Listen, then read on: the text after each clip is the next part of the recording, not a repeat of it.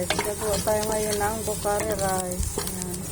Lagyan ko siya ng raisin, sibuyas, saka cinnamon stick, saka yan, musmar, waragar dry. Ayan.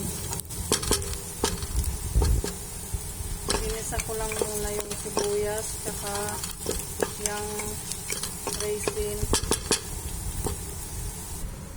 At isusunod na natin tong carrots.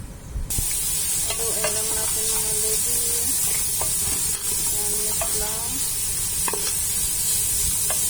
Try natin maluto yung carrots. At ayan, lalagyan natin ng tomato paste, isang kutsara. Haluin lang ulit natin.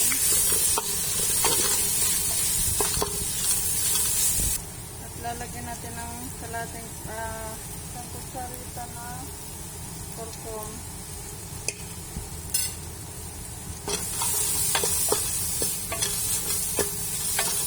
Ayan, haluin ulit natin. Pag nahalo na natin guys, kukuha tayo ng panglalagay natin mamaya sa toppings. Pagka-toppings natin, kukuha tayo ng kaunti.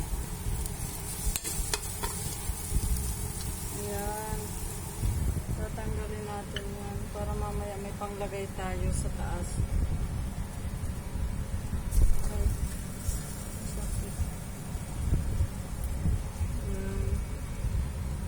Yan guys, ilalagay natin yan mamaya sa taas ng rice. Tapos ayan na guys, lalagyan na natin siya ng tubig. Tubig na mainit para sa rice. Ayan. Kuluin lang natin yan. Titimpla natin ng asin. Ayan. At lalagyan natin ito ng isang kutsarita na bokare rice powder. Ayan guys, lalagyan natin siya ng asin. Ayan yung itsura ng tubig. Ayan. Mamaya natin timplan kung okay na ba yung asin niya. Pag kumulo na yung tubig guys, lalagay na natin yung rice. Ayan na guys, lalagay natin ang rice. Ayan. Haluin lang natin.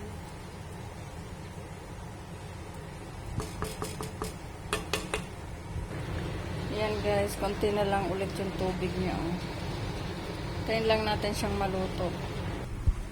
Tapos guys, lalagay na natin tong sa taas ng rice.